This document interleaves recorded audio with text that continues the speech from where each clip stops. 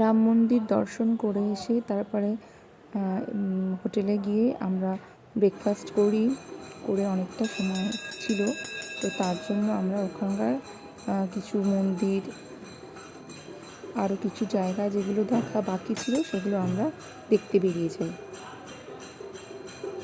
দেখেছিলাম সুগ্রীব মন্দির, বড়া হনুমান মন্দির।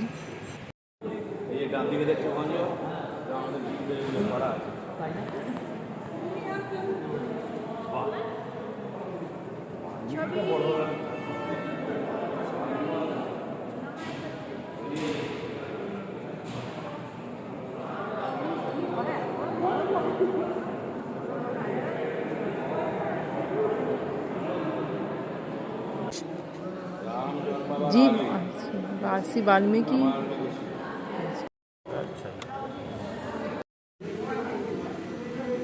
ভালো সেটিং হয়ে যাবে।